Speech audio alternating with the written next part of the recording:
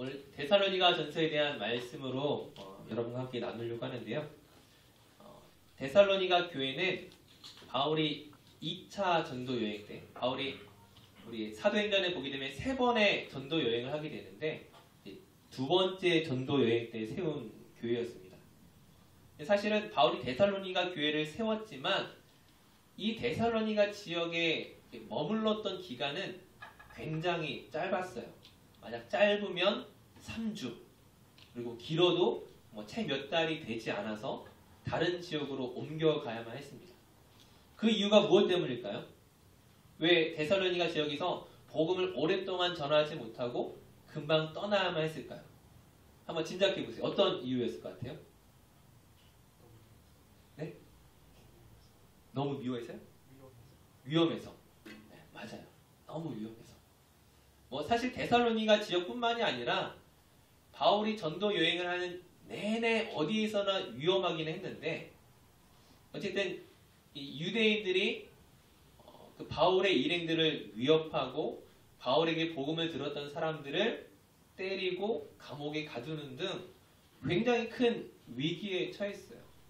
근데 만약 바울이 그 데살로니가 지역을 떠나지 않았다면 더 큰 위험을 당할까봐, 자신이 말고 내가 어려움 당하는 것은 늘 있어 왔던 일들이고 이 데살로니가 교회에 있는 사람들이 어려움을 당할까봐 바울이 어쩔 수 없이 떠나는 거였어요. 데살로니가 있는 사람들이 바울로 하여금 베레아라는 지역으로 빨리빨리 보낸 거죠. 그리고 이제 베레아에 갔다가 아덴이라는 곳에 갔다가 나중에 고린도라는 곳에 가게 되는데, 이 바울의 마음 가운데 항상 미안함과 아쉬움과 안타까움, 이제 그런 감정들이 있는 거예요. 어디를 생각할 때요? 데살로니가 교회를 생각할 때. 내가 그 지역에 얼마 머물지 못하고 그냥 쫓겨나다시피 왔는데 거기에 이제 막 예수를 믿기 시작한 이제 세워진 그 교회가 과연 괜찮을까 걱정이 되니까는 사람을 보내게 됩니다. 지금 바울의 선교팀 일행이 누가 있었냐면 바울과 실라와 디모데, 이 3명이 있었는데 실라와 디모데를 데살로니가에 보내게 되는 거예요. 그리고 바울은 혼자 고린도에 가게 됩니다. 너무나 걱정되니까 팀을 나누었어요. 근데 사실 이것이 굉장히 위험한 결정일 수 있습니다. 왜 위험한 결정이겠어요? 오늘날에도 우리가 전도하러, 선교하러 어디를 갈 때 혼자 떠나지 않아요. 혼자 떠나면 굉장히 위험한 일을 맞이했을 때, 나를 도와줄 사람이 없을 때 큰 문제가 생길 수 있죠. 아니 사실 바울만 하더라도 그 앞서 1차 전도 여행 때 무슨 일이 있었냐면, 바울과 바나바와 여러 일행들이 전도하다가 루스드라라는 지역에서 바울이 마치 일행들하고 떨어져 있던 적이 있었어요. 그러니까 잠깐 흩어져서 혼자 있는 그때에 무슨 일을 당해요? 제가 여러 번 설교를 했었는데 루스드라에서 유대인들이 와서 바울에게 돌을 던져서 거의 죽일 뻔했어요. 아마 그때 바나바가 있었다면, 다른 제자들이 있었다면 아마 돌에 맞는 이 정도 사건까지는 생기지 않았을 텐데 혼자 있을 때 하필이면 일행과 잠깐 떨어져서 혼자 있을 때 돌에 맞아 죽을 뻔했어요. 아니 죽은 줄 알고 어떻게 해요? 유대인들이 바울을 성 밖에 던졌죠. 죽은 줄 알고. 나중에 이제 바나바와 막 다른 일행들이 막 바울이 사라졌으니까 찾아다니다가 성 밖에서 찾아낸 거예요. 어떤 모습이요? 돌에 맞아 거의 반시체가 된 모습으로. 근데 다행히도 바울이 살아있었죠. 막 흔드니까 막 좀비 일어나듯이 막 일어나가지고 또 선교하러 가고 또 전도하러 가는 그런 거에 대해 설교를 했었습니다. 어쨌든 그런 경험이 있는 사람이, 그런 어떤 트라우마가 있는 사람이 지금 또다시 팀을 나눠서 내가 혼자 남아있기로 결정하는 것은 엄청난 결정이라는 거예요. 아마 내 과거의 그런 상처와 트라우마와 죽을 뻔한 위기를 내가 생각했더라면 나눌 수가 없죠. 어떻게 내가 혼자 있겠어요? 하지만 데살로니가 지역에 있는 이제 예수를 믿기로 결심한 그 초신자들, 그 처음 믿은 그리스도인들이 너무 걱정되니까, 너무 염려가 되니까는 실라와 디모데를 보낸 거예요. 그리고 이제 바울이 고린도에서 복음을 전하게 되는데 힘들었을까요? 안 힘들었을까요? 힘들었겠습니까? 안 힘들었겠습니까? 네. 엄청 힘들었죠. 네, 엄청 힘들었어요. 고린도에서 1년 6개월 동안 있었는데 엄청 힘들었어요. 이제 그것을 어떻게 알 수 있냐면은 나중에 하나님께서 바울에게 환상 가운데 뭐라고 말씀하시냐면은 너는 고린도에서 걱정하지 말고 두려워하지 말고 내가 너에게 전한 것을 지켜 행하라 말씀하세요. 근데 이 말씀은 뭐예요? 지금 네가 두려워할 수도 있고 걱정할 수도 있고 염려할 수도 있고 힘들 수 있지만 힘내라고 말하는 거잖아요. 힘내라고 말하는 거예요. 근데 다행스러운 것은 무엇이냐면은 이 바울이 고린도에서 누구를 만나게 되냐면은 브리스길라와 아굴라라고 하는 그리스도인들을 만나게 돼요. 이 브리스길라와 아굴라는 원래 로마에 살던 사람이었는데 로마에서 유대인들이 쫓겨나는 어떤 그런 정치적 사건이 있었어요. 그래서 로마에서 쫓겨나서 고린도에 왔다가 바울을 만나게 되고 함께 일하고 함께 복음을 전하고 함께 사역을 하게 됩니다. 아마 브리스길라와 아굴라를 조금만 늦게 만났다면 바울이 혼자 있는 시간이 아주 길었다면 제가 보기에는 바울이 먼저 무너졌을지도 몰라요. 먼저 완전 탈진해서 번아웃돼서 완전 실패했을지도 모르는 그런 상황이었습니다. 자, 어쨌든 그런 상황 속에서 이 데살로니가에 갔던 실라와 디모데가 바울에게 돌아오게 되는 거예요. 바울에게 돌아왔어요. 돌아오면서 하는 말이 무엇이냐면은 여전히 그 지역이 많은 고난이 있고 많은 어려움이 있고 많은 위기가 있습니다. 그런데 지금 그 사람들이 그 위기 가운데서도 믿음을 지키고 우리가 그들에게 전했던 복음을 굳게 붙잡고 올바르게 믿음 생활을 하고 있습니다라고 이야기를 하는 거예요. 자, 그 이야기를 들었을 때 바울이 어떤 마음이겠어요? 너무나 걱정되고 너무나 염려되는 마음으로 사람을 보냈는데 정말 내가 혼자 있기로 결심할 만큼 그들을 염려하며 보냈는데 오히려 그들이 전해준 소식은 무엇이냐? 그들이 고난 가운데서도 믿음을 굳세게 지키고 있다는 거예요. 그러니까 바울이 그 얘기를 듣고 위로를 얻는 거죠. 어떻게 보면 오히려 충격을 받는 거예요. 바울의 인간적인 생각에는 그들이 정말 믿음이 무너지고 교회가 어려워지고 정말 위기 가운데서 어찌할지 모르는 왜요? 예수 믿은 지 얼마 되지 않은 상태에서 그들에게 복음을 전했던 리더가 쫓겨나고 없어요. 그들을 말씀으로 양육할 리더들이 없어요. 그런 상황 속에서 어려울 거라 생각했는데 그런데 그들이 믿음을 지키고 있었습니다. 그러면서 바울이 뭐라고 이야기하냐면은 우리가 모든 궁핍과 환난과 어려움 가운데 있었지만 너희가 그렇게 바로 서는 그것을 보면서 나 또한 그렇게 서겠다라고 바울이 고백을 하는 거예요. 그들을 위로하고자 사람을 보냈지만 오히려 그들을 통하여 바울이 위로를 얻고 힘을 얻고 나 또한 주님 안에 올바르게 서겠다라고 바울이 다짐하는 것입니다. 그러면서 고린도에서 편지를 보내서 데살로니가 교회에 보낸 것이 바로 우리가 알고 있는 데살로니가 전서의 말씀이에요. 즉 이 말씀 가운데 그들의 믿음을 칭찬하는 거죠.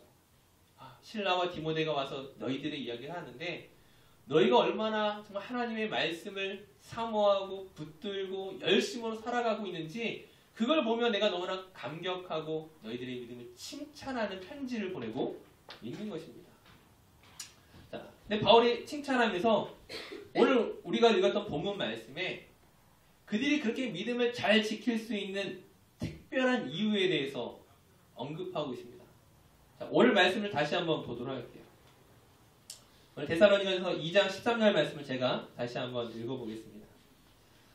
이러므로 우리가 하나님께 끊임없이 감사함은 너희가 우리에게 들은 바 하나님의 말씀을 받을 때에 사람의 말로 받지 아니하고 하나님의 말씀으로 받음이니 진실로 그러하도다. 이 말씀이 또한 너희 믿는 자 가운데에서 역사하느니라. 너희들의 믿음이 너희들의 삶 가운데서 역사하는 능력으로 나타났는데 그 비결이 어디에 있었느냐? 그 능력이 어디에 있었느냐? 너희가 나의 말을, 누구의 말이요? 바울의 말을 마치 하나님의 말씀처럼 받고 그것에 순종했기 때문이라고 이야기를 하는 거예요. 자, 오늘날에는 우리가 바울을 굉장히 대단한 사도로 어떻게 보면 이 신약시대 가장 위대한 사람으로 인정하고 있지만 사실 2000년 전에는 꼭 그렇지만은 않았거든요.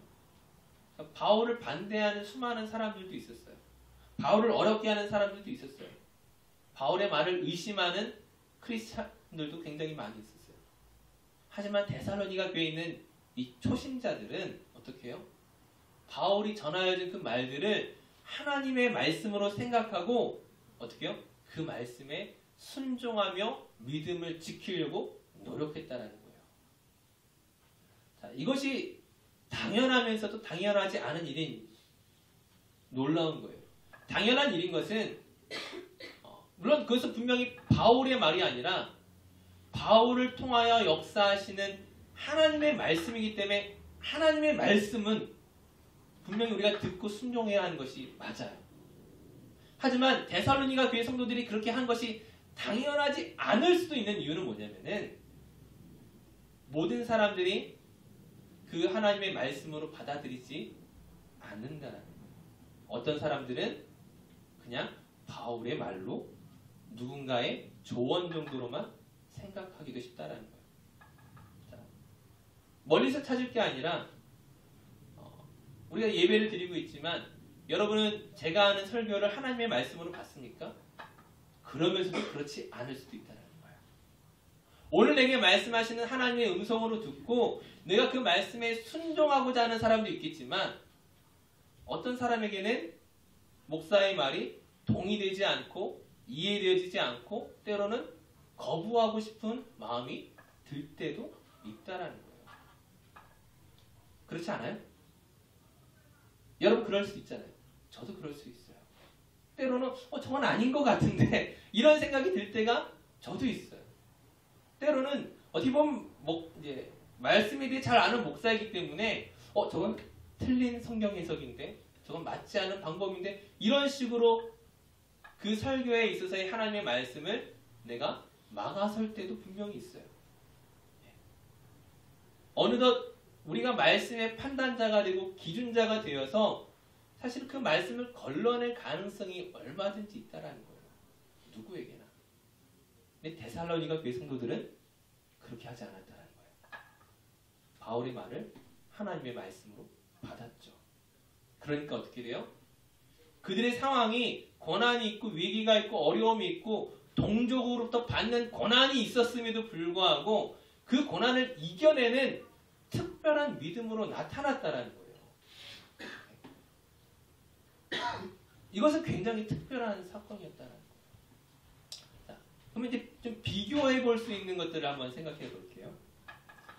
바울이 데살로니가 교회에 보낸 이 편지는 어디서 썼습니까? 아까 제가 계속 이야기했었는데 어느 지역에서 썼어요? 고린도라고 하는 지역에서 썼어요. 데살로니가에서는 3주만 머물렀고 고린도에서는 1년 6개월 동안 머물렀습니다. 근데 나중에 시간이 수년이 지나서 바울이 고린도 교회에 편지를 보낼 때 편지 곳곳마다 바울이 주장했던 내용이 뭐냐면은 나는 너희의 사도다라는 것을 계속 변증해야만 했어요. 뭐예요? 지금 내가 전하는 말을 바울 한 사람의 말로 듣지 말고 하나님께서 나를 사도로 부르시고 너희에게 전하는 하나님의 말씀으로 제발 들으라고 곳곳에서 이야기하고 있다고요. 그냥 한 번, 두 번 이야기하고 끝나는 것이 아니라 내가 너희에게 다른 사람에게는 몰라도 내가 너희에게만큼은 내가 사도다. 끊임없이 자기를 변증하면서 계속 편지를 써요. 고린도 교회는. 왜냐면 고린도 교회는 어떤 문제가 있었냐면은 막 여러 개 분파로 갈라져 있어요. 나는 바울을 따르는 사람. 난 바울보다 베드로가 좋아. 난 베드로보다 아볼로가 좋아. 난 저 사람도 다 싫고 나는 예수파야. 이렇게 막 분열되어서 수많은 문제들이 있었어요. 수많은 문제들이 있었어요. 근데 그 문제를 해결하려면 어떻게 되냐면은 바울이 성령의 감동으로 쓴 그 편지, 이 고린도전서와 고린도후서의 내용을 읽고 그걸 하나님의 말씀으로 받아들이면 어떻게 해요? 우리의 문제를 해결할 가능성이 있어요. 하나님의 말씀으로 내가 인정하고 우리 안에 있는 이런 갈등의 문제들, 우리 안에 있는 이런 음란의 문제들, 우리 안에 있는 이 수많은 은사의 문제들, 우리 안에 있는 이 나뉘어짐의 문제를 해결할 수 있는 가능성이 있는데 만약 바울을 사도로 인정하지 않으면, 그러니까 하나님이 특별하게 부르신 사람으로 인정하지 않으면 그 편지를 받고 어떻게 해요? 던지는 거죠. 지가 나한테 이런 말 하는 게 뭐야? 무슨 자격이 있어서 나는 이런 말해? 난 필요 없어. 이럴 수 있다는 거예요. 참 이상하지 않아요? 데살로니가 교회는 3주밖에 안 있었는데 단 3주만 있었음에도 불구하고 그들은 하나님의 말씀으로 받았고, 고린도는 1년 6개월 동안 바울이 있었음에도 불구하고 그 가운데 수많은 어떤 사람들은 바울을 인정하지 않았다는 게 신기하지 않습니까? 지금 우리가 무엇을 알 수 있냐면은 관계의 깊이가 오래되고 길어졌다고 해서 그 사람을 인정하거나 그 사람을 하나님의 말씀으로 내가 들으려고 하지는 않는다는 거예요. 아니, 오히려 인간적으로 생각하면 무엇을 발견하게 됩니까? 알면 알수록 실망감이 더해질 때가 있는 거죠. 알면 알수록 약점이 보일 수가 있는 거예요. 내가 그 사람에 대해서 잠깐 알았을 때는 한 3주, 한 달, 2달 만났을 때는 정말 좋은 목사님 같아. 정말 좋은 그리스도인 같아. 정말 괜찮은 사람 같은데 내가 1년, 2년, 3년 알면 알수록 실망감이 더해질 수 있어요.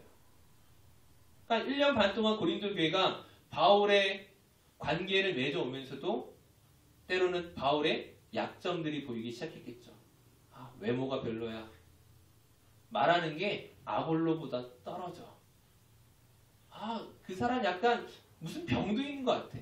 간질인지 안질인지 모르겠지만 심각한 병도 있고 별로 하나님의 사도 같지 않아.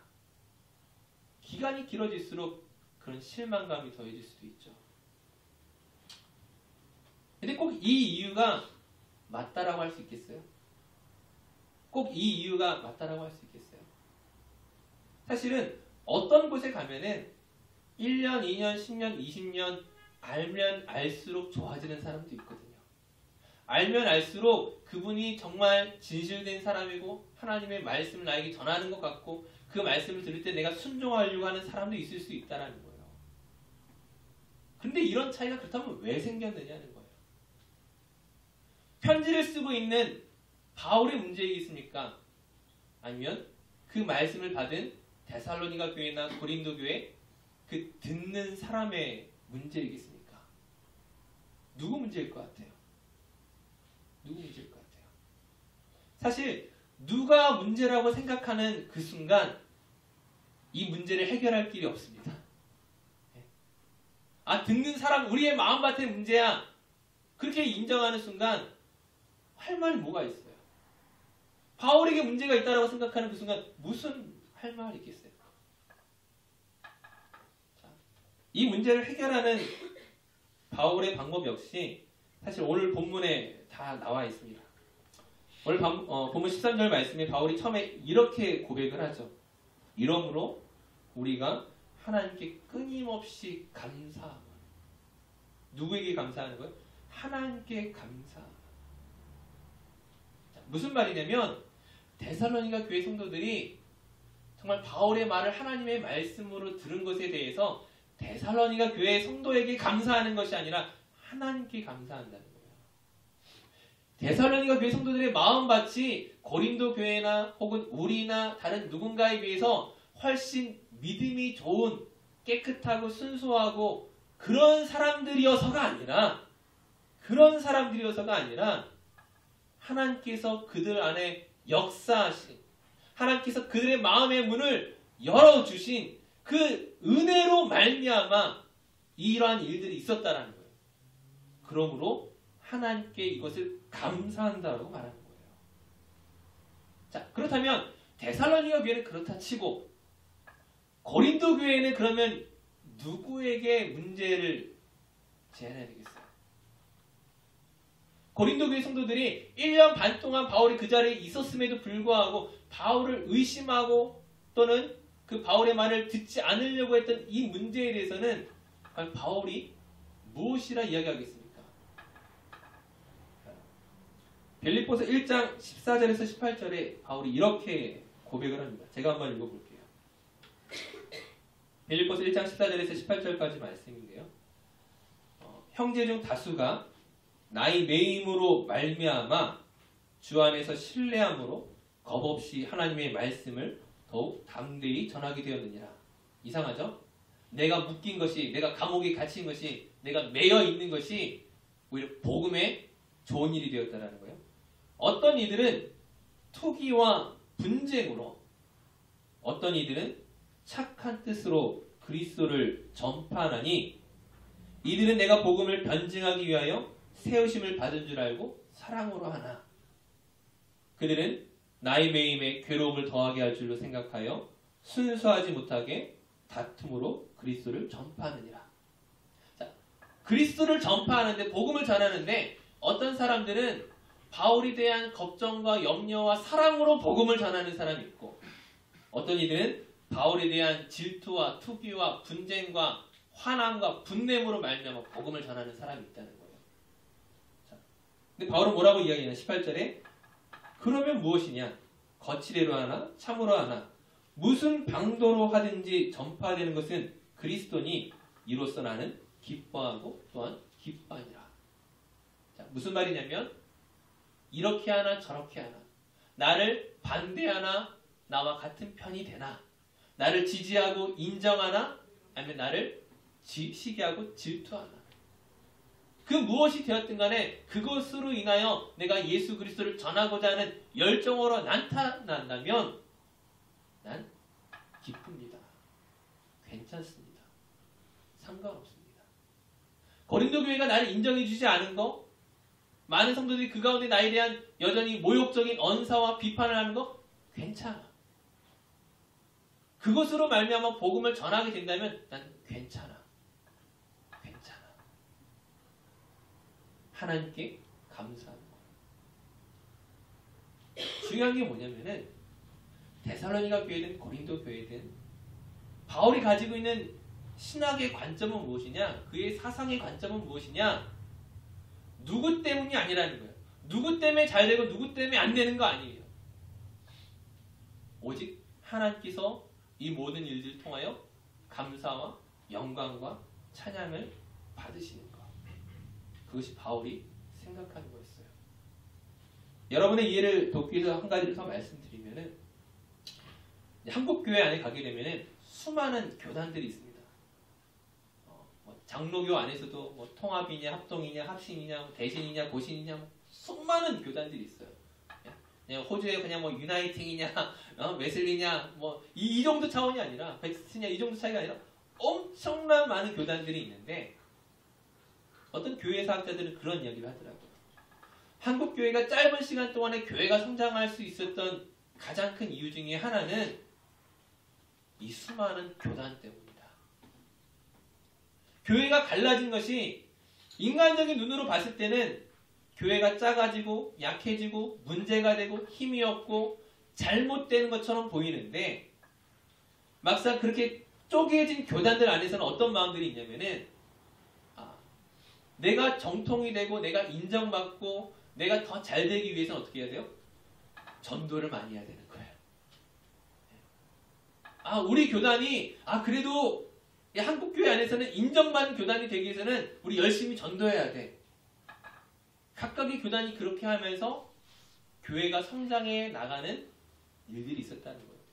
물론 오늘날에 와서는 거기에 대한 부작용과 그것을 치유하고 화합하고 화해하고 이렇게 싸매어야 하는 문제가 분명히 남아있지만, 교회가 성장했던 그 과정 가운데 이런 일들이 있었다는 거예요. 우리가 보기에는 부정적인 일들이, 우리가 보기에는 굉장히 잘못된 일들 속에서도 어떻게 해요? 하나님이 일하시는 신비와 방법들이 있었다는 거예요. 그것이 과연 우리 시대만 있었던 것이 아니라 2000년 전 바울의 시대에도, 고린도 교회에도, 데살로니가 교회에도, 빌립보 교회에도, 그 어느 교회에도 하나님은 우리가 생각하지 못한 놀라운 방법으로 교회를 만들어가고 계셨던 것입니다. 중요한 것은, 성숙한 믿음의 사람들이 가져야 하는 것은, 나를 반대하는 사람이라고 해서 나 또한 그들을 반대하고 미워하고 질투하고 시기하는 것이 아니라 그 안에서도 하나님이 어떻게 일하시는지를 볼 수 있는 눈이 있어야 된다는 거예요. 바울이 고린도에 편지를 보내면서 야 너희들 내 말 안 들으면 마음대로 해! 그렇게 보내지 않아요. 그들 모두를 어떻게든 설득해 나가며 그들이 가지고 있는 그 문제를 어떻게든 치유해 나가며 그들이 교회답게 세워지기를 간절히 바라고 사모하는 마음으로 편지를 쓴다고요.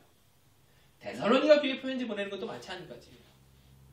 너희가 나의 말을 정말로 잘 받아들이고 그 하나님의 말씀처럼 순종하며 그 모든 고난과 위기 가운데서 잘 버텨냈구나, 잘 성장했구나.